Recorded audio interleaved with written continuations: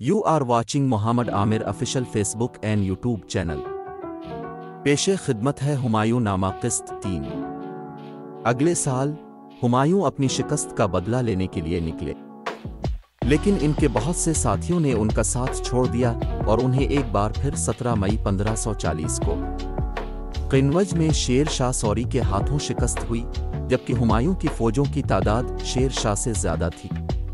जौहर आफ्ताबची लिखते हैं, अफगान फौजी हुमायूं की आंखों के सामने उनका तोपखाना लूट रहे थे। फिर हुमायूं ने एक पुराने हाथी को देखा जो कभी उनके वालिद के पास हुआ करता था। वो इस हाथी पर बैठ गए, लेकिन तभी उन्हें महसूस हुआ कि हाथी का महाओत इसे दुश्मन के कैंप की तरफ ले जा रहा है। सहन में छुपे एक ख्वाजा सरा ने हुमायूं से सरगोशी की कि वो अपनी तलवार से महाओत का सर कलम कर दे, लेकिन हुमायूं हाथी पर सवार होना नहीं जानता था और महावोत के बगैर वो आगे नहीं बढ़ सकता था।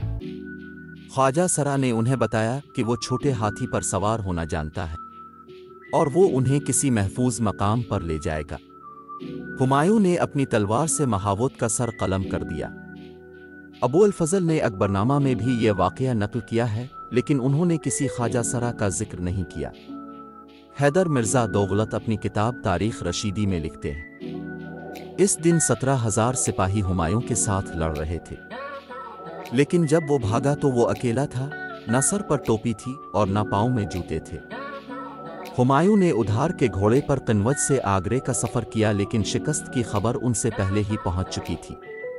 जौहर लिखते हैं कि तकरीबन 3,000 देहातियों ने हुमायूं को आगरे के आधे रास्ते भान गांव के करीब रोका। ये देहाती शिकस्त खुर्दा फौज से लूट मार में महारत रखते थे। हुमायूं ने इन गांव वालों से निपटने के लिए अपने भाई हंदाल और अस्करी से मदद मांगी, लेकिन वो आपस में लड़ने लगे। किसी तरह हुमायूं उन गांव वालों से पीछा छुड़ाकर आगरा पहुंचने में कामयाब हुए। ताहम जुलाई 1540 में अपने वालिद की वफात के 10 साल बाद हुमायूं को आगरा भी छोड़ना पड़ा। जब हुमायूं आगरा से भागने लगा तो शेर शाह ने अपने राजपूत सिपाहसालार बहमदत गौड़ को एक बड़ी फौज के साथ इसका पीछा करने के लिए भेजा। अब्बास सरवानी लिखते हैं कि गौड़ को हिदायत की गई थी कि वो हुमायूं से लड़ने के बजाय इसका पीछा करे। हुमायूं का पीछा करने का मकसद इसे पकड़ना नहीं था, बल्कि इसे हिंदुस्तान से भगाना था। हंदाल और अस्करी दोनों ने शेर शाह के खिलाफ पहली मुहिम में हुमायूं का साथ दिया था, लेकिन गौड़ में हंदाल ने उन्हें छोड़कर आगरा वापस आने का फैसला किया था।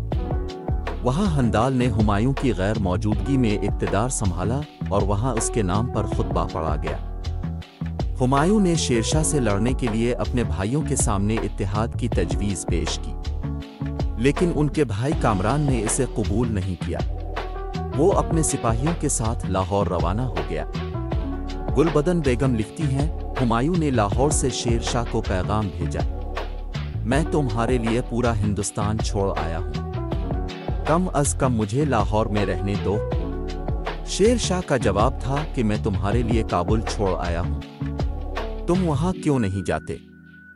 हुमायूं ने अगले 15 साल तख्ते दहली से दूर ईरान, सिंध और अफगानिस्तान में गुजारे।